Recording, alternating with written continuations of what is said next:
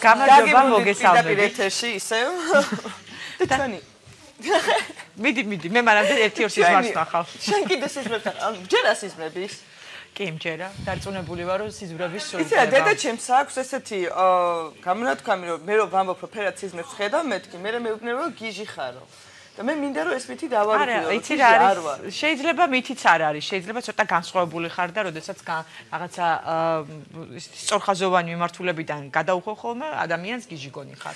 თუმცა არსებობს ხოლმე ესეთი სიზმრები, რომ აი რაღაცა გონია რომ ცხადი არის და ვერ გამოდიხარ და ზოგადად მე გამიღვიძია და წიგნშიც მინახავს ეს რა ნიშნავს და როგორ ნიშნავს და მაინტერესებს რამდენად დამოკიდებული არის და რამდენად მებია ჩემი ცუდ სიზმარს რო ნახავ და ადგებოდა არავის ხალხს არ გასცემდა და ჩუმად გატოსტოსდებოდა ხოლმე წყალს მოუყვებოდა და მამითი ამთავრებდა თავის ცრურწმენას მაგრამ რეალურად მე რამდენადაც ვიცი სიზმარი ეს არ არის მხოლოდ და მხოლოდ ნანახი ფილმი ძილის დროს ეს არის ძალიან ღრმა ფსიქოლოგიური დატვირთვის მატარებელი და შინაარსის მქონე ინფორმაცია. ასე რომ მოდით ზუსტად რო გავერკოთ ამ სიზმრის ლაბირინთებში მოусმინოთ ფილოსოფოს ფსიქოლოგს ნონა ხიდეშოს რომელიც ახლა ჩვენთან ეთერშია სტუმრად გამარჯობა მოგესალმებით. როგორ ბრძანდებით? მადლობა, კარგად. კარგი სიზმარი ნახეთ მოდიოდით ჩვენთან. მეც ნორმალური. გჯერათ სიზმრების?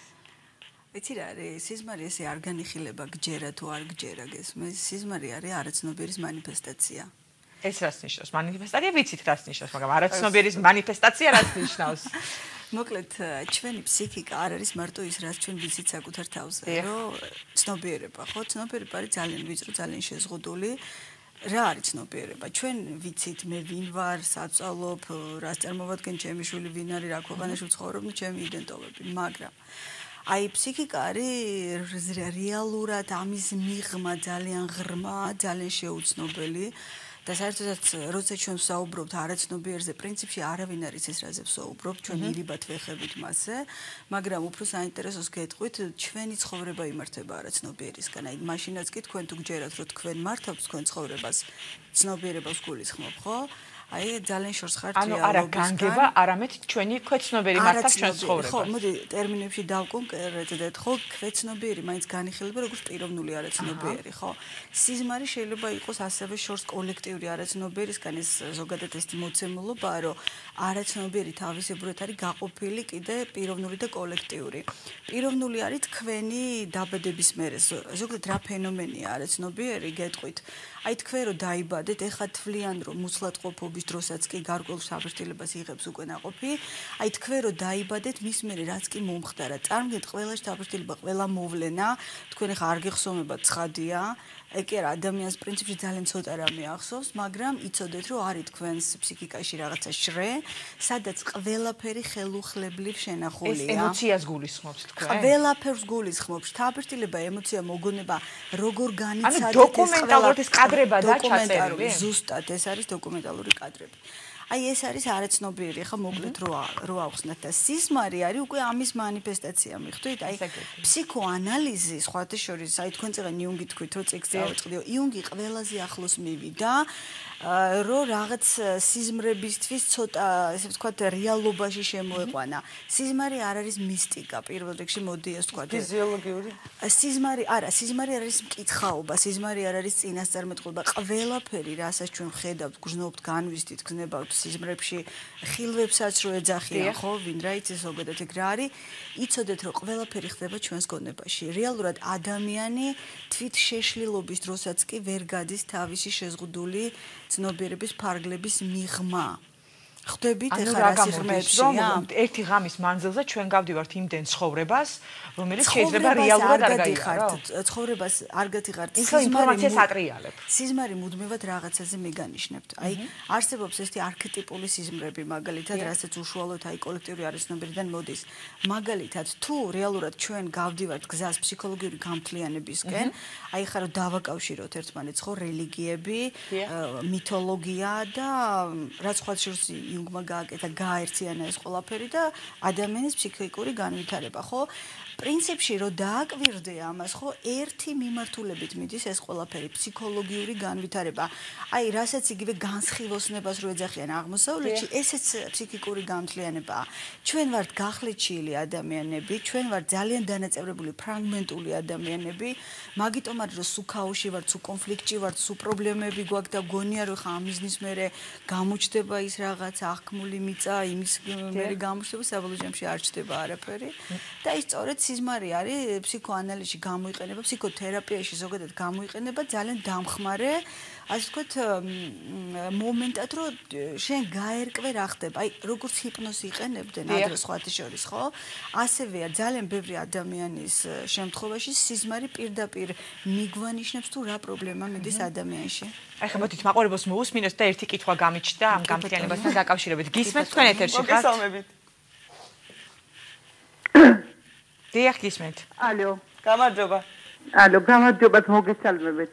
კითხვა მაქვს მოწეულ სტუმართა, რომ მე მეუღლე დამეღუპა და ჩემ ბიჭს, ესე იგი, რაც ჩემი მეუღლე დაიღუპა, ყოველ დღე რო ადგება მეუბნება დედის, სულ მამა ჩემს ხედავს სიზმარში.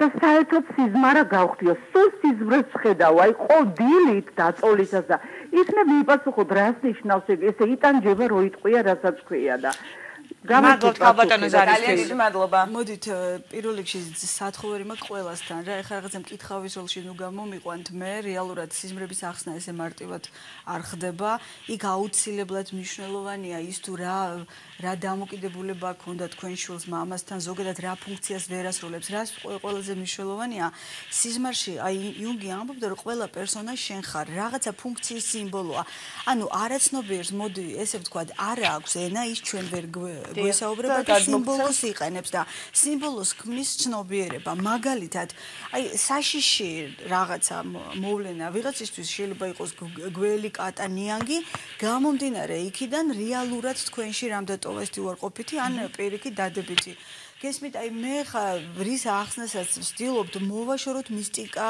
ზღაპრები და მკითხაობა ამ ყველაფერს. ხო სიზმარი გვესაუბრება პრობლემებზე.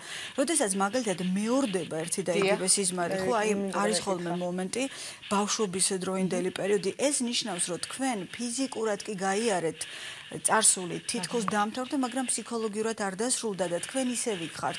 რატო უყურებს მაგალითად ფსიქოანალიზი პირდაპირ მთელ ამ ნევროზებს და დეპრესიებს უყურებს ბავშვობიდან. ხო, აი თქვენ იცით ბავშვობას რამდენად დიდი მნიშვნელობა აქვს შემდგომი ადამიანის ჯანსაღი განვითარებისთვის და შესაბამისად უბრალოდ მინდა გარკვევით თქვა, რომ სიზმარი არის ერთ-ერთი შემადგენელი ნაწილი. ზოგი სულ არ ნახულობს სიზმარს. ზოგისთვის მაგალითად ხატვა ესეთი ძალიან საინტერესო რამე არტ-თერაპია მაგისთვის არსებობს, უამრავი ადამიანი ვერ ხვდება რატო ხატავს, ფერებში ან ამ ფერებს რატო გამოხატავს და უბრალოდ ხვდები, რომ რაღაცის თქმა უნდა არაცნობიერს, ეს გასაგებად რო ვისაუბროთ, მაგრამ მუდმივად გვახსოვდეს, რომ ეს ჩვენ მიგვანიშნებს პრობლემაზე და აი როდესაც ეს ბიჭი მუდმივად მამას ნახულობს, სხვა შორის ფროიდი ამბობდა, რომ სიზმარი ყოველთვის კი არ გვეუბნება რაღაცას, ხშირად ეს არის ჩვენი შიშები, ხშირად ეს არის ჩვენი სურვილები, ხო?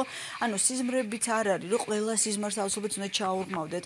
არის არქეტიპული სიზმრები, ძალიან საინტერესო, აი მე სულ ყვები ჩემზე, რომ გარკვეულწილად სიზმრებმა განაპირობეს ის, რომ მე ფსიქოლოგია შევისწავლე, იმიტომ რომ მე თვითონ მთელი ბავშვობა მქონდა ესეთი არქეტიპული სიზმრები და გამოდის, რომ შენ თითქოს პარალელურ სამყაროში ცხოვრობ სადღაც, ხშირად ეს არის ძალიან მძიმე, კოშმარული, ეს აუცილებლად აისახება ცხოვრებაზე, უბრალოდ აი ეს კავშირი ჩვენ უნდა აუხსნათ ადამიანს, ვისაც ეს არ ესმის, რომ მისტიკას შეეშვას, მკითხაობას შეეშვას და კარგად მოусმინოს. ანუ მოდი ესე ვთქვათ, ეს ფსიქიკა ხო ეს არის თვითრეგულირებადი მექანიზმია. სხვათა შორის აი ეს ნევროზიც, დეპრესიაც ეს არის თვითრეგულირებადი ფსიქიკის სიგნალები, რომ რაღაც დაირღვა, თქვენ აცდით თქვენი ბუნებრივი განვითარების გზას და ფსიქიკას უნდა დაალაგება. აი სიზმარი არის დამხმარე, ერთ-ერთი რომ აი გეუბნება რომ სად გაქვს პრობლემა. ძირითადი პრობლემა იცით რა არის ადამიანი ცხოვრობს ილუზიაში და არასოდეს არ უნდა რეალობას ჩახედოს თვალებში. და ის სიზმარი ხშირად გარკვეული ფორმით თუ ადამიანის ფორმით თუ რაღაცა ისე რაღაცა შინაარსით არ ნახობს სად გაქვს პრობლემა. თუ ამ შემთხვევაში სიზმრის დროსაც არ გრძნობ თავს კომფორტულად, ანუ ძილის დროს გულისხმობ. კოშმარს გულისხმობ და იღვიძებ აბსოლუტურად თავის შველი და აი რო გემართება. ანუ აი ეს რო გრძელდება დიდხანს. მე ვცდილობ თავის რაღაცა აბებით, საშუალებებით რაღაცა საშუალებებით. აბები არასოდეს არ არის გამოსავალი. ხო, ანუ აი ამ შემთხვევაში მე მქონდა პერიოდი, ბოდიში რო გაწყვეტე, მე მქონდა პერიოდი, ისეთ სასწაულ სიზმრებს ვნახულობდი, რომ ვერანაირად ვერ წარმომედგინა, რომ ეს შეიძლება და ჩემი რაღაცა ის მომენტი ქვეცნობიერი ყოფილიყო და რაღაც ეტაპზე მივედი ექიმთან და ვთხოვე, რომ მეთქი რაღაცა ისეთი დამნიშნე, რომ გავითიშო და აღარ დამესიზმროს არაფერი, იმიტომ რომ დილით ვიღვიძებდი აბსოლუტურად დაღლილი, ძალიან ცუდ ხასიათზე და ცუდი ემოციებით. და ის პერიოდი რაღაცა მქონდა დრო, რომ საერთოდ არ დამსიზმრებია არაფერი, იმდენად ვითიშებოდი, ან შეიძლება მესიზმრებოდა და არ მახსოვს. ანუ აი ეს, მაგრამ სად წავიდა პროცესი? თქვენ როდესაც კოშმარებს ხედავდით, ანუ რაღაცა შიდა კონფლიქტებზე მიუნიშნებს, მათ ცნობიერსა და არაცნობიერს შორის მუდმივად კონფლიქტია გესმით, იმიტომ რომ უფრო მეცაც გეტყვით, ადამიანი ხშირად კვდება ისე, რომ ვერც კი ხვდება, რომ მის მიღმა უზარმაზარი სამყაროა. ადამიანი ყველაფერს გარეთ ეძებს, ამ დროს ყველაფერი მასშია. გეთანხმებით ამაში ეს ჩემი ერთ-ერთი თეორია. მოგესალმებით ეთერში ხართ. გამარჯობა. სამწუხაროდ გველოდა მე მგონი მაყურებელი და არა ეთერში ვარ. დიახ ისმენთ. მოგესალმებით იმედავარ ნატროშვილი მივესალმებ ნონა ხიდაშვილ ძალიან დიდ პატივისცემას გამოვხატავ. კითხვა მაქვს ესეთი სიზმრები მქონდა წინასწარმეტყველური სიზმრები მქონდა რამოდენიმე ამიხდა და მაქვს კიდევ რამოდენიმე სიზმარი, ასე ვთქვათ, დარჩენილი და აი ეს წინასწარმეტყველებაზე მაინტერესებს, აი ეს რა როგორ და იქნება ამიხსას, მოკლედ ესეც. გულს დაგწყვეტ ახლა ქალბატონი ნონა თავისი პასუხით, იმიტომ რომ წეგან თქვა არ არსებობსო. არა, იმედა მე ისედაც კარგად ვისწრებო, მოკლედ და და კარგით, მოკლედ ეს მაინტერესებს. მადლობ ჩეკითხვისთვის. დიდი მადლობა. იმედა მე ვფიქრობ რომ შენ იცი ჩემი პასუხი მანდ ეს არ ვიცი მე რას ნიშნავს წინასწარმეტყველური სიზმრები რეალურად ეს არის ძალიან სერიოზულად გასავლელი თემა ხშირად არის ხოლმე რომ რაღაცა ციკლება ადამიანი მე აიკვიატებს რაღაცა იდეებს არსებობს ტელეპათიური სიზმრები კი ბატონო ანუ ის რაღაც რაც დაწყებულია სამყაროში შესაძლოა რაღაც არაცნობიერის დონეზე თქვენ ეს იგრძნოთ და წინასწარ განახოთ ეხა მსგავსი რამ მეც მქონია მაგრამ აი მაყურებელსაც მივმართავ ძალიან გთხოვთ მოეშვით ყველაფრის რაღაც მისტიციზმში გადატანას.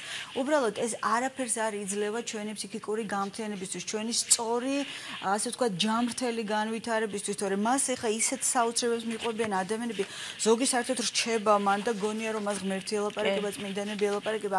იმედას მინდა უპასუხო რომ იმედა შემიძლია მე მას ეხა ინდივიდუალურად ცალკე გითხრა, ეხა ძალიან რთული აქ გიპასუხო რას ნიშნავს ხო ეს ან რა ნახი, ან როგორ ნახი, ან რა აცხა და ჩვენ ისეთ ღრმა ილუზიაში ვცხოვრობთ რეალურად და ისე აზრზე არა ვართ და ჩვენ თავს რა ხდება რომ ხანდახან ისიც კი არ ვიცი ნამდვილად ისეა თუ არა ყველაფერი როგორც ადამიანს გონია იმიტომ რომ ეს ყველაფერი სუბიექტური აღქმა ვის აქვს სამყაროს ობიექტური ხედვა არ ვიცი ალბათ არ ვიცი ნუ ნეტით რა მაინტერესებს თუმცა არავინ არ იცის ეს ნამდვილად წეგან თქვენ ახსენეთ ესეთი რამ რომ რაც უფრო დიდი ბრძოლები მიდის ადამიანში და რაც უფრო მეტად არის დანაწევრებული ადამიანი მით უფრო ხდებაო აი ამ სიზმრების კი აქტიურდება რაღაც პერიოდში სამაგიეროდ თქვენ ახსენეთ მე შემდეგ უკვე თქვით ასეთი რამ რომ არიან ადამიანები რომლებიც არ ხედავენ საერთოდ სიზმარსო ანუ შეიძლება ითქვას რომ ვინც სიზმრებს არ ხედავს ის იმ ადამიანს უფრო მყარი ფსიქიკა არა ვითარ შემთხვევაში უბრალოდ იქ სხვა მანიფესტაცია გამოდის არა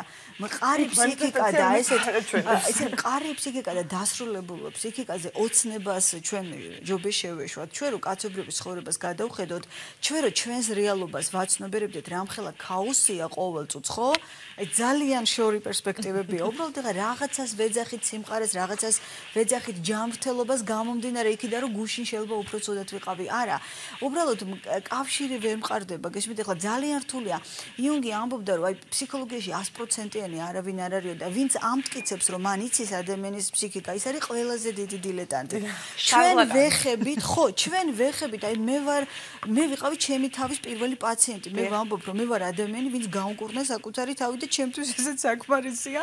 სხვა რო საერთოდ ვერ გავუკურნა. როგორ არ ვხედავ, მაგრამ სხვა ეტაპზე ვხედავ, სხვანაირად ვხედავ და ეგრევე ხვდებით, როდის რა პრობლემაა თქვენ სიზმარში ყოველთვის მე რო სიზმარს ვხედავ, ყოველთვის ვიწყებ ფიქრს მაგაზე, რა პრობლემისკენ მიმითითებს სიზმარი. ანუ სად მაქვს პრობლემა რეალურად? და შეიძლება სიზმარმა გაქცეთ პასუხი სწორ გზაზე გახართ თუ სიზმარმა არა? არის ვარაუდების თეორია. მე ვაკურდები ხა ჩვენ აუცილებლად რეალობიდან არ უნდა ამოვარდეთ. გესმის?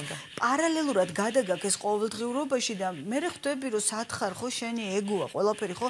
ჩვენი კონფლიქტის მთავარი მიზეზი რა არის? ჩვენი ეს განპირობებული გონება, ჩვენი აღზრდა, ჩვენი ტრადიციები, ჩვენი განათლების სისტემა, იდეოლოგიები, თეორიები, ამან ჩამოგვეყალიბა ჩვენ და რეალობა არის აბსოლუტურად სხვა რამე, გაცილებით მარტივი, მაგრამ ჩვენ როგორ ვეხებით რეალობას? ჩვენ ყველა გამოწვევაზე ძველი გონებით პასუხობთ. ამიტომ არის რომ კონფლიქტი არ მთავრდება სამყაროში. აი, ნახოთ ჩვენს მაყურებელს თუ აქვს სიზმრებთან კონფლიქტი. გამარჯობა, პირდაპირ ეთერში ხართ. ალო, გამარჯობა. ეთერში ხართ. ალო, გისმენთ ქალბატონო? გისმენთ. გამარჯობათ, მოგესალმებით. ეგ მოწვეულ სტუმართან მაქვს ასეთი შეკითხვა. ქალბატონო, თქვენ კი იძახით, რომ არ არის წინასწარი გზნობა თუ რაღაცა, მაგრამ აი მე მოგიყვებით პატარა სიზმარს და აბა როგორ ახსნით. მე 60 წელს გადაცილებული ქალბატონი ვარ, მე ამას გიყვებით მერვე კლასში რო ვიყავი, მაშინ ზაფხული, აი ეს პერიოდი იყო. ბიცოლა ჩემმა ნახა სიზმარი ესეთი. ვიღაცამ დიახ ძალიან მოკლე ჩემოიტანა ურემი წარეწიწაკი ცავსე და ააყირავა სულ ყველას გეყოფათო და 2 დღეში დამეღუპა სამედიცინოს მეხუთე კურსის სტუდენტი ისეთი მამი და შვილი რო არ ვიცი. აი როგორ ახსნით ამას თუ არ არის? მადლობა. ძალიან თქოდ მე სიზმრებს არ ვხსნი რა, ისევ და ისევ ნუ მაიძულებთ მისტიკაში გადავიდე. არ ვიცი, მაგაზე შეიძლება ცალკე 1000 ვერსიით განვიხილოთ ეგ თემები. რატომ უნდა დავაკავშიროთ საერთოდ ბოლოს და ბოლოს ერთმანეთთან? შესაძლოა იყოს კიდეც კავშირი, მაგრამ ცალსახად, აი ისევ ჩვენი გონება ეძებს რაღაცა ჯადოსნურ სამყაროს, რაღაცა მაგიას, ხო, რაღაცა რატომ ჭირდება ჩვენს თავს აი ესეთი ირეალური სამყაროს მოძებნა? ძალიან რთულია რეალობა და მაგიტომ ნახეთ რა რუტინაა ჩვენი ცხოვრება, რამხელა ქაოსია, რამხელა კონფლიქტია. პრაქტიკულად იმ წუთიდან ჩვენ რომ ბავშვობიდან გამოვდივართ, უკვე ვაწყდებით უსასრულო სამყაროს, სადაც ხვდები რომ თავის დამკვიდრება არის ძალიან რთული. და საჭიროა თავის დამკვიდრება? აუცილებლად. პიროვნულად ხვანერად ვერ გაიზრდები. თავის დამკვიდრებაში მოდით უგნებავთ ტერმინებით დავკონკრეტდეთ. თავის დამკვიდრება არის შენი საკუთარი თავის პოვნა. იმის განსაზღვრა თუ რა არის შენი საქმე, რა გამოგივა ყველაზე მეტად. იმიტომ რომ ჩვენ რაც არ უნდა ვისაუბროთ, რომ ფული გჭირდება თუ ის გჭირდება თუ ეს გჭირდება ყველაზე მეტად რა გჭირდება ადამიანს გჭირდება შრომა, სადაც ხდება ლიბიდოს სუბლიმაცია. ლიბიდოს ახლა განვიხილავ როგორც სასიცოცხლო ენერგიას.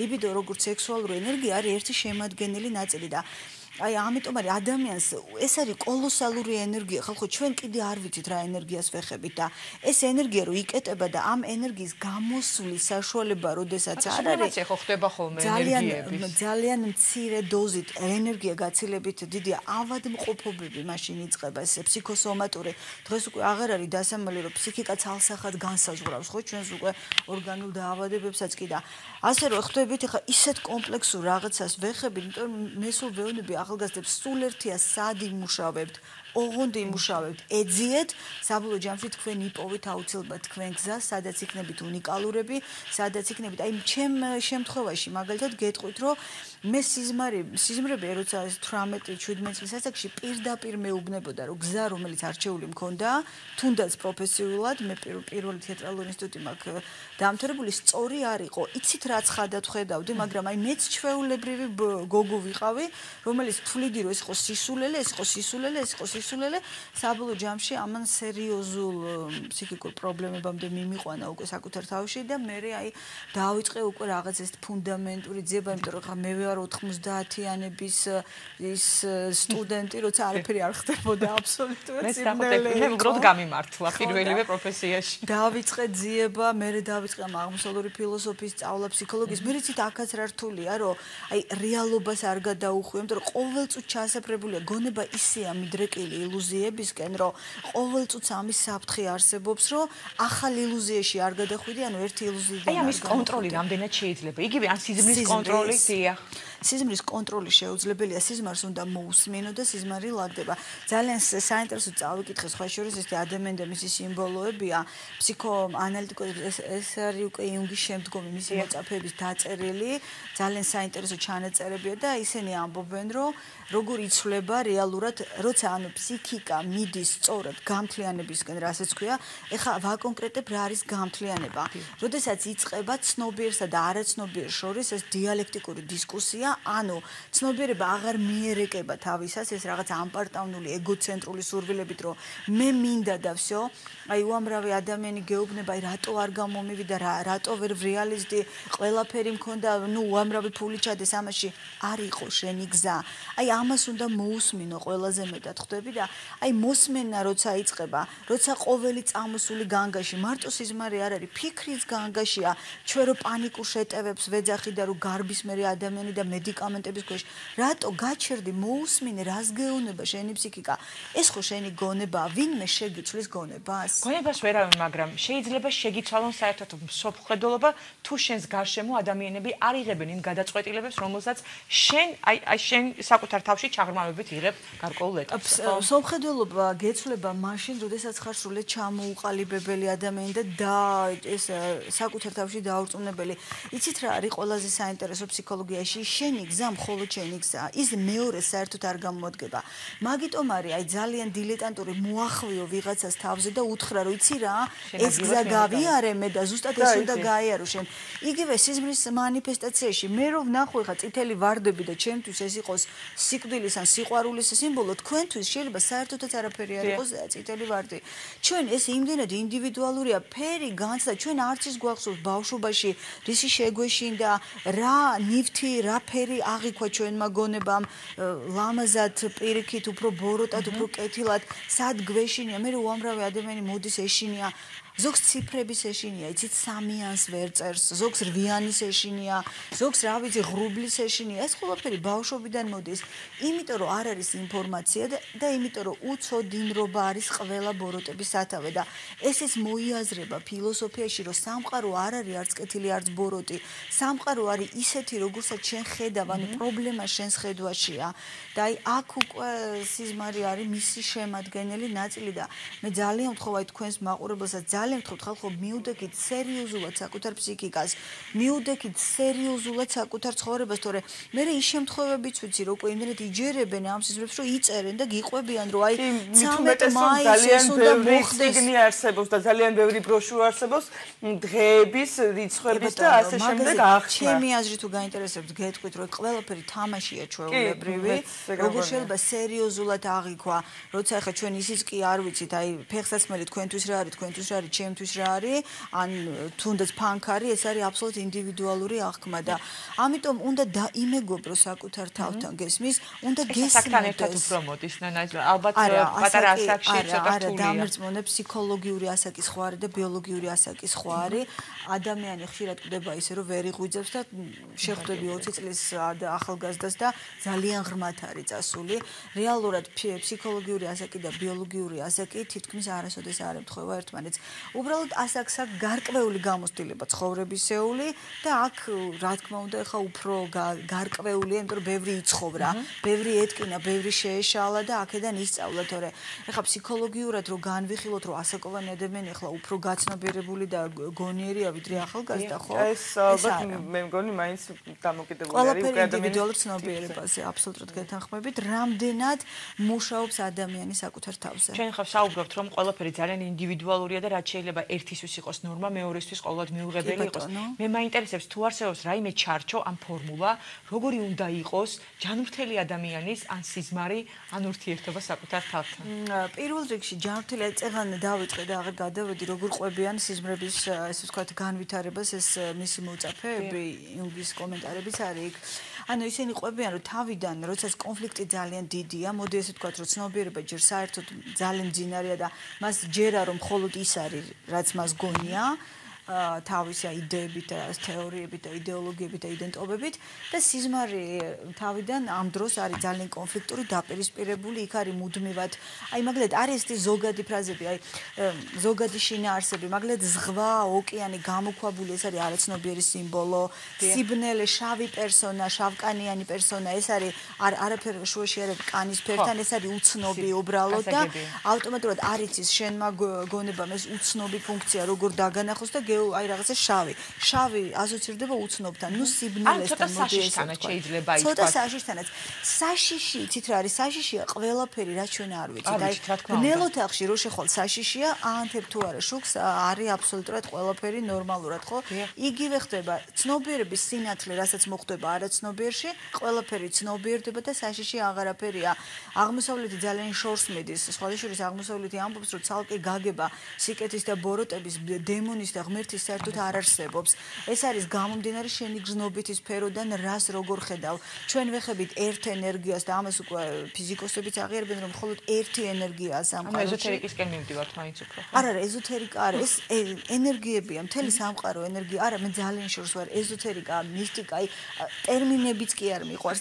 იმდენად გააგიჟა ხალხი ამ ყველაფერმა.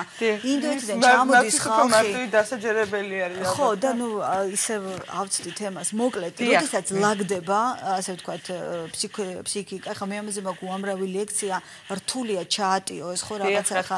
ოწუთიანი მაშინ და მოკლედ ვიტყვი რომ გასაგები იყოს, საიდან უნდა მივხვდეთ რომ ლაგდება ფსიქიკა. ჯერ პირველი ცხოვრებაში ხარ ჰარმონიული. შენ ხარ ჰარმონიული ტიპი, შენ აღარ ყოფ ადამიანებს, შენთვის აღარ არსებობენ მიღებული და მიუღებელი ადამიანები, შენ აღარ უწესებ წესებს და შენ აღარ გაქვს რაღაცა კრიტერიუმი, რომ იცი რა, აი ხლა ეს არის მორალური, ახლა ეს არ არის მორალური და დაემორჩილეთ ამას და სიზმრები ლაგდება ამ დროს, კონფლიქტი მთავრდება პირველ რიგში და უბრალოდ ჰარმონიული ხარ. მე შეიძლება უბრალოდ სიზმარში ხედავდე შენს ფიქრებს, შენს სურვილებს, შენს პატარა შიშებს, მაგრამ ეს აღარ არის უკვე სერიოზული კოშმარული სიზმრები თქვენ რაც მოყევით. ამიტომ მე ყველას ვეუბნები გაქცევა იმაში რომ რაღაცა მედიკამენტებით გათიშო გონება ეს არასდროს არ არის გამოსავალი.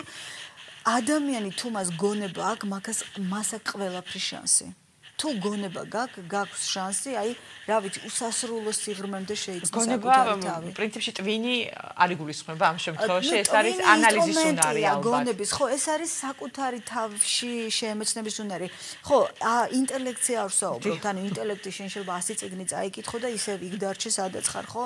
გონიერი ადამიანი, ეს არის ადამიანი, რომელსაც გააჩნია რეალობის ხედვა. აი, გონიერი ადამიანი არც ამპარტავანია და არც ქვემოდან არ უყურებს არავის.